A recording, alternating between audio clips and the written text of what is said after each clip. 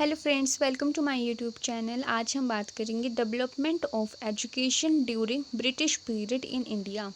British period के time हमारी education कैसी थी, वो कैसे डेवलप हुई, हम उसके बारे में ही बात करेंगे। So friends, education is a powerful tool to unlock the golden door of freedom which can change the world.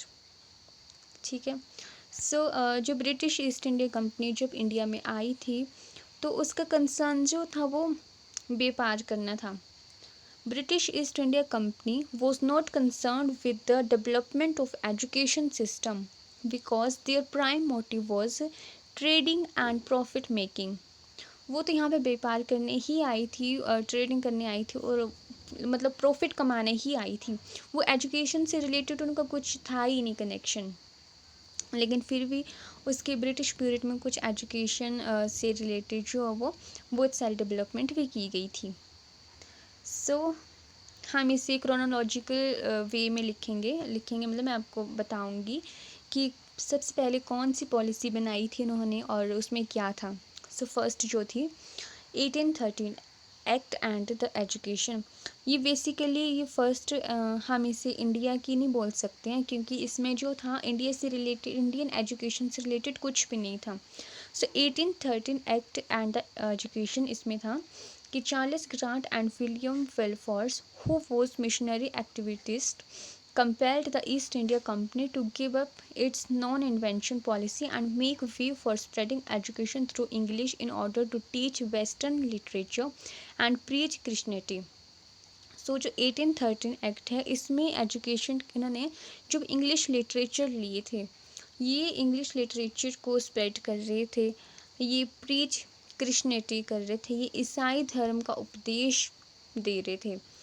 तो हम इसे नहीं बोल सकते हैं, ये जो वो रिलीजन के तौर पे था, Christian missionaries to spread their religion ideas in India. अगर हम नेक्स्ट बात करें तो उसके बाद लॉर्ड मैकॉले एजुकेशन पॉलिसी बनी थी 1835 को। जो लॉर्ड मैकॉले एजुकेशन पॉलिसी बनी थी, हम इसे बोल सकते हैं कि फर्स्ट एक ऐसी पॉलिसी थी जो हमारे इंडिया से रिलेटेड थी, मतलब इंडियन एजुकेशन से रिलेटेड थी। जो फर्स्ट ऐसी पॉलिसी थी जिसमें कुछ था जो हमारे लिए प्रॉफिट हो सकता है, मतलब जो हमारे लिए प्रॉफिट मेकिंग हो सकता है। तो एजुकेशन से रिलेटेड डेवलपमेंट जो इसी से स्टार्ट हुई थी सबसे पहले। जो लॉर्ड मैकॉले एजुकेशन पॉलिसी थी वो 1835 में आई थी। This policy was an attempt to create the system of education which educates only upper strata of society through English. लेकिन इसमें ये एजुकेशन पॉलिसी बनाई तो थी, लेकिन इसमें जो एजुकेशन सिर्फ अपर सोसाइटी को ही मिल रही थी। English became court language and prison was abolished as court language. Printings of English books were made free and available at very low price. जो 1835 की जो लॉर्ड मैकॉले पॉलिसी थी, ये तो एक पहले सिर्फ अपर सोसाइटी के लिए ही थी और इसमें जो है इंग्लिश को जो स्प्रेड कर रहे थे, ये इंग्लिश बुक्स प्रोवाइड कर रहे थे फ्री में भी और वेरी लो कॉस्ट प्राइस में भी प्रोवाइड कर रहे थे। ये इंग्लिश को ज़्यादा बढ़ावा दे रहे थे। अगर उस टाइम की हम बात करें 1835 की, agriculture institute was established at Bihar. Engineering institute as was established at Roorkee.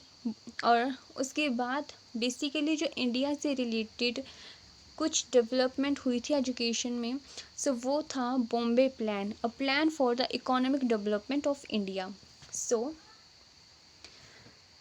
India से रिलेटेड हम बोल सकते हैं बेसिकली जो इंडिया के हित में थी वो थी वुड्स डिस्पैच 1854 में आई थी। जो वुड्स डिस्पैच 1854 में आई थी वो शिक्षा के प्रसार का दूसरा चरण था, जो लॉर्ड डलहौजी के समय शुरू हुआ था। जब वुड्स डिस्पैच पॉलिसी आई थी उस टाइम इसके जो गवर्नर थे वो थे लॉर्ड डलहौजी। 1853 के चार्टर्ड एक्ट में भारत में शिक्षा के विकास की जांच के लिए एक समिति के गठन का प्रावधान किया गया। सर चार्ल्स वुड, जो वुड्स डिस्पैच है उसके जो चेयरमैन थे, मीन्स ये जो कमीशन है या कमेटी है या प्लानिंग कुछ भी बोल सकते हैं हम, ये जो लाए थे वो लाए थे सर चार्ल्स वुड इनका पूरा नाम सर चार्ल्स वुड है, जिनके नाम पर ही वुड्स डिस्पैच को जाना जाता है।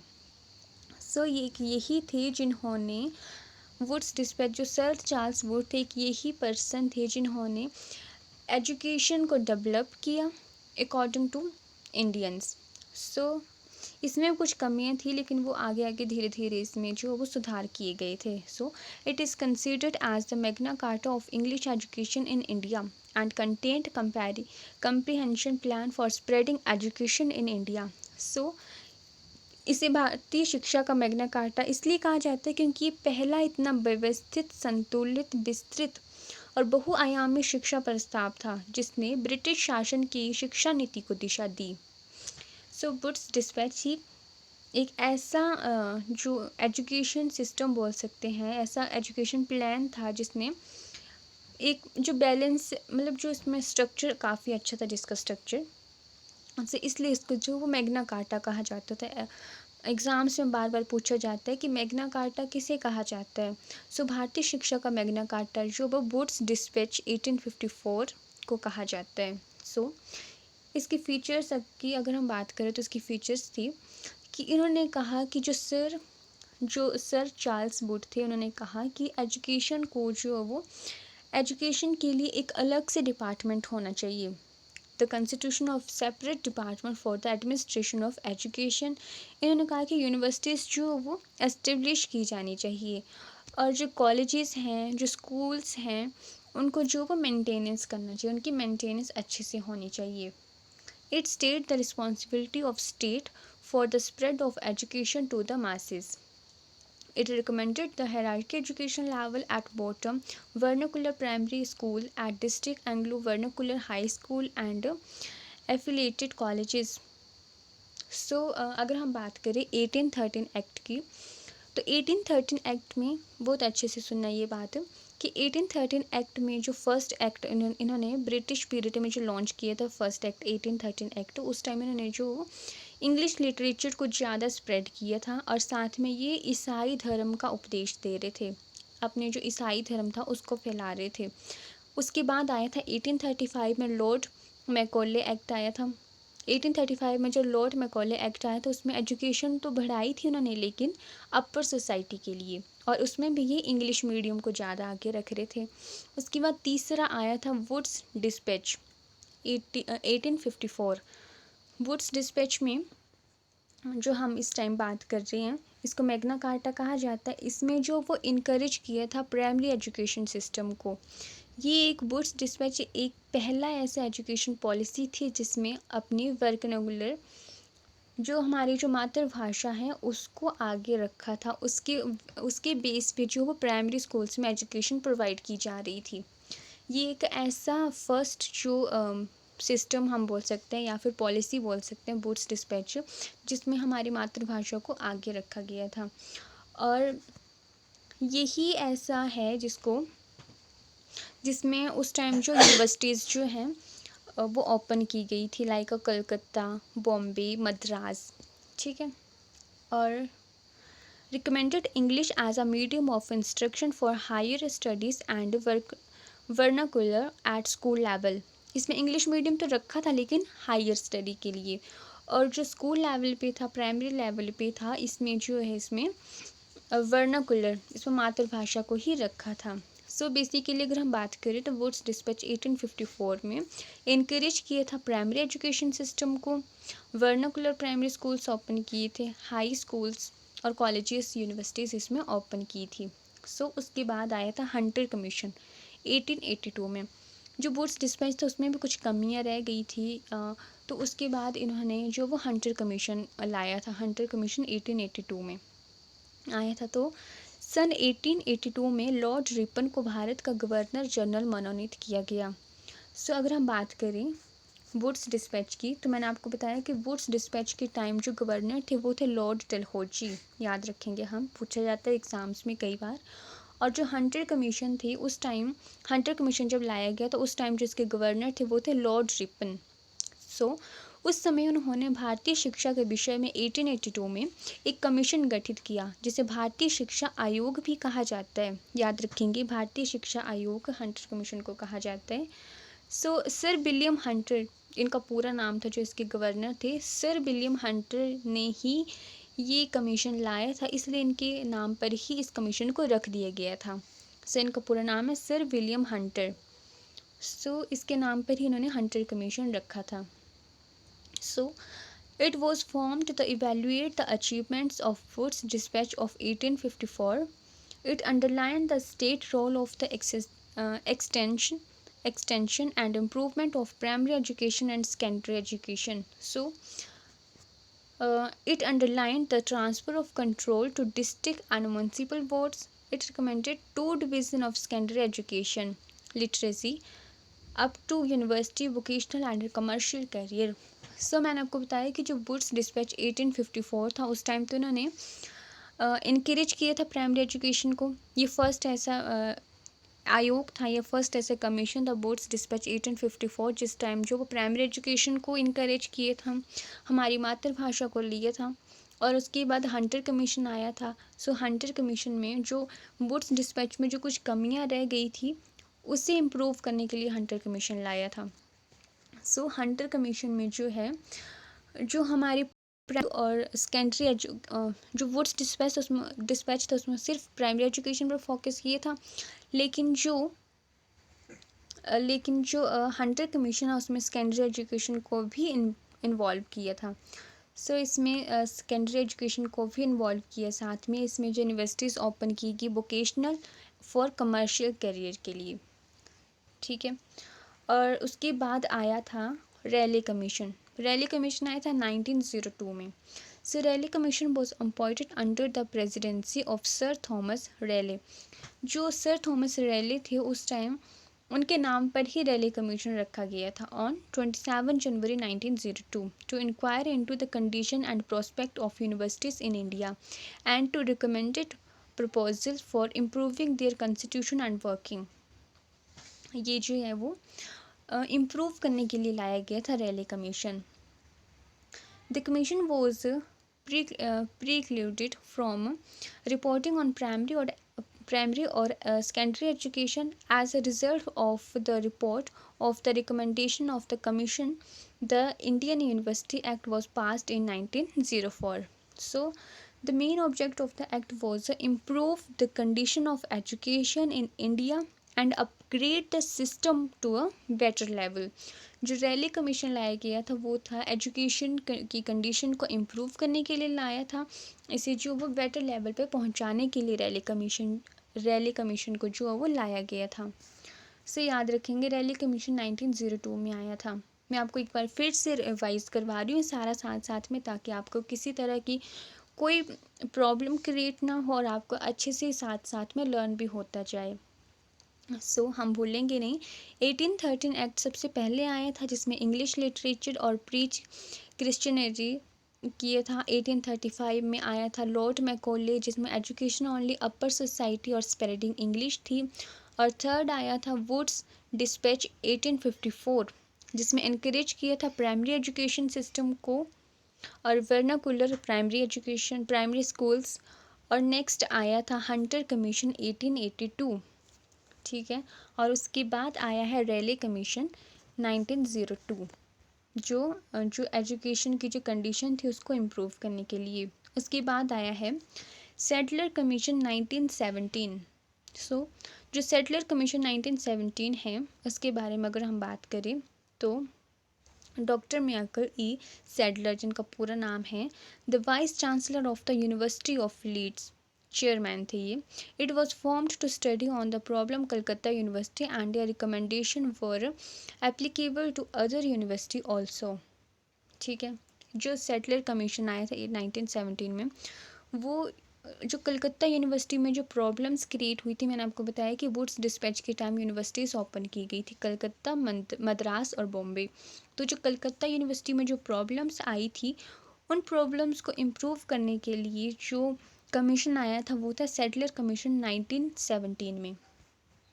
सो their observation were as follows. तो सेटलर कमीशन में कहा था कि 12 ईयर स्कूल कोर्स होगा। आज हम सभी जानते हैं कि हम स्कूल मतलब जो स्कूलिंग होती है वो 12th तक होती है। सो वो सेटलर कमीशन के थ्रू ही अप्रूव हुआ था कि 12 ईयर स्कूल कोर्स होगा, 3 years degree after the intermediate stage, centralised functioning of university, unitary residential teaching autonomous body, recommended extend facility for applied scientific and technological education, teacher training and female education. So friends, Sadler commission की अगर हम बात करें जो 1917 में आया था, वो हमने देखा कि वो तो बेसिकली कलकत्ता की जो यूनिवर्सिटी थी उसमें कुछ प्रॉब्लम्स आई थी, उसको इम्प्रूव करने के लिए लाया था इन्होंने इस कमीशन को। लेकिन साथ ही साथ में जो 12 ईयर स्कूल कोर्स भी दिया उन्होंने, ऑब्जर्व किया उन्होंने कि 12 ईयर स्कूल कोर्स होना चाहिए, उसके बाद 3 इयर्स की जो डिग्री मिलनी चाहिए जो ग्रेजुएशन की होती है। और इसमें उन्होंने कहा था कि जो साइंटिफिक और टेक्नोलॉजिकल एजुकेशन है वो प्रोवाइड की जाएगी, और साथ ही साथ में टीचर्स ट्रेनिंग दी जाएगी, और जो फीमेल की जो एजुकेशन है, फीमेल एजुकेशन जो है उसे भी, फीमेल्स को भी एजुकेशन प्रोवाइड की जाएगी। सो सेटलर कमीशन बहुत इंपॉर्टेंट है जो 1917 में आया था। सो अभी हमने 6 एजुकेशन पढ़े, एजुकेशन जो कमीशन थे वो पढ़े, और उनके रिलेटेड मैंने कुछ MCQ लिए हैं। आई होप आपको ये कमीशन अच्छे से समझ आ गए हों, और जो MCQ हैं आप उसे अच्छे से उसके आंसर दे पाएंगे। सो फ्रेंड्स, साथ साथ में आप इसके MCQ के आंसर भी देते जाइएगा और देखिएगा कि आपके कितने MCQ ठीक गए हैं, जिसकी वजह से जो आपकी जो कमीशन है बिफोर इंडिपेंडेंस की जो एजुकेशन कमीशन है वो अच्छे से आपको अच्छे से समझ में आ जाएंगे और अच्छे से आपकी तैयारी हो पाएगी। So first is, who started British education system in India. So मैंने आपको बताया कि एजुकेशन जो वो किसने स्टार्ट की थी, सबसे पहले वो थे लॉर्ड मैकॉले। 1835 में स्टार्ट की थी उन्होंने सबसे पहले। वैसे तो एक्ट 1813 आया था, लेकिन बेसिकली जो एजुकेशन से रिलेटेड था वो था 1835, Lord Macaulay. So Macaulay introduce English education in India especially through his famous minute of February 1835. So next is, which was the first school in India by British? So वो था Saint Paul school. अगर हम Saint Paul school की बात करें तो Saint Paul school which is currently located in Darjeeling hills of Gorkhaland region is the first school established by Britishers in India in 1822. It was initially established in Calcutta and later shifted to Darjeeling. So next is, who destroyed Indian education system? So Indian education system जो है वो Lord Macaulay ने ही destroy किए थे, क्योंकि इन्होंने जो वो एजुकेशन सिर्फ अपर सोसाइटी को ही प्रोवाइड करवाई थी और इन्होंने जो वो इंग्लिश मीडियम को आगे रखा था। सो next is, who is the father of Indian education. जो इंडियन एजुकेशन उसके फादर कौन है?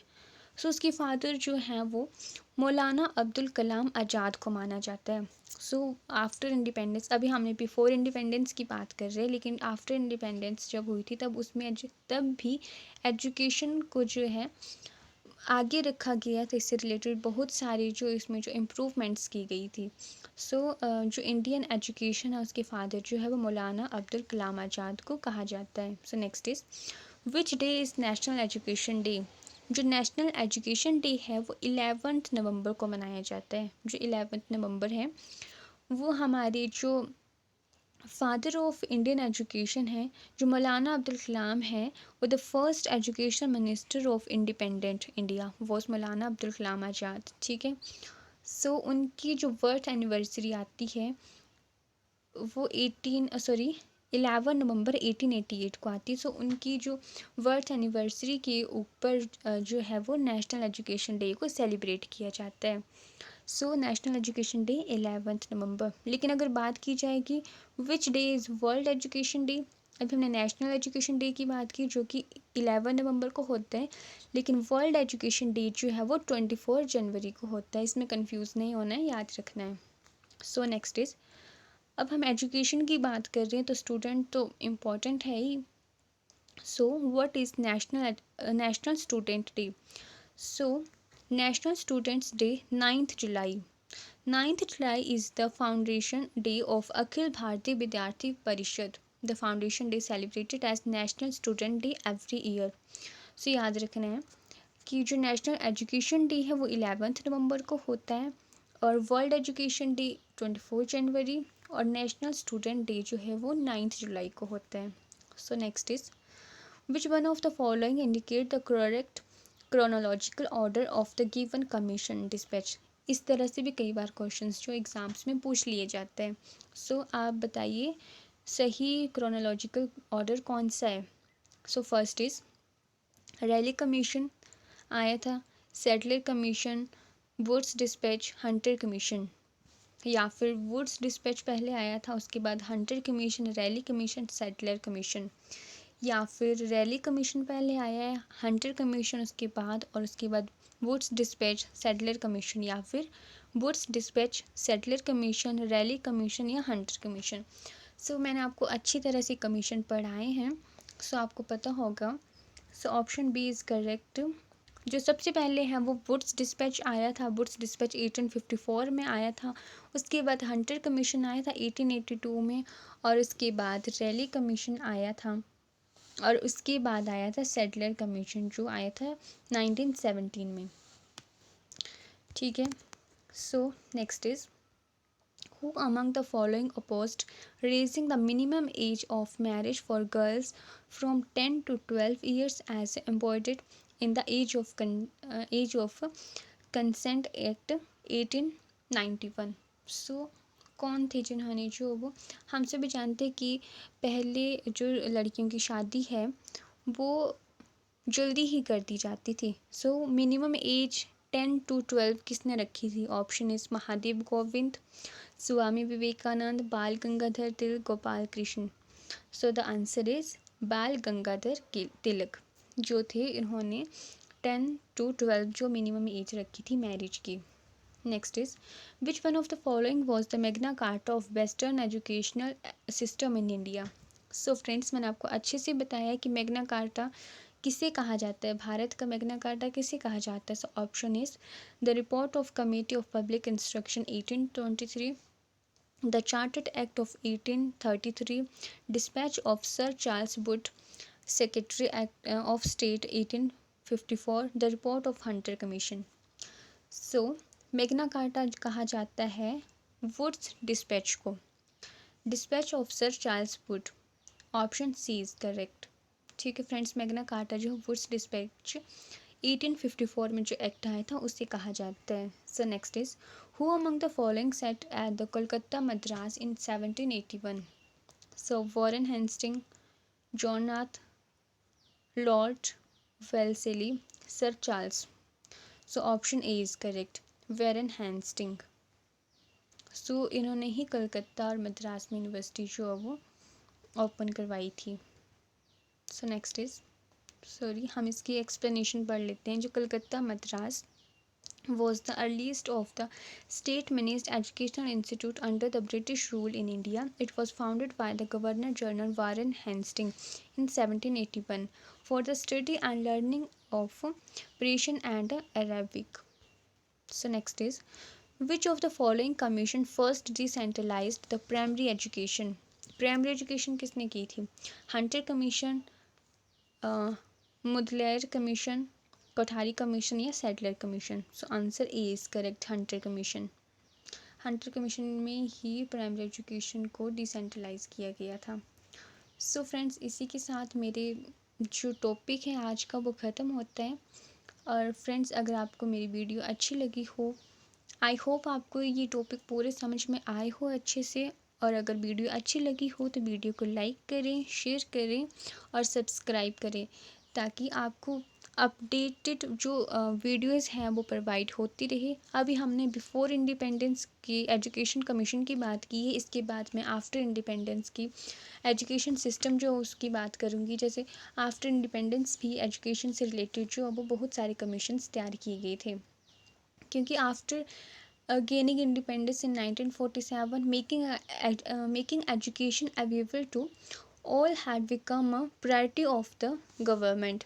जो एजुकेशन थी वो गवर्नमेंट की प्रायोरिटी बन गई थी। सो इसके रिलेटेड भी आफ्टर इंडिपेंडेंस में भी बहुत सारे एजुकेशन से रिलेटेड जो वो कमीशंस आए थे, जैसे कि 1948 में आया था university education commission, secondary education आया था, यूजीसी आया था, यशपाल कमेटी आया था। सो फ्रेंड्स, ऐसी ही और वीडियोस देखने के लिए प्लीज़ मेरे चैनल को सब्सक्राइब करें ताकि आपको लेटेस्ट अपडेट जो है वो मिलती रहे।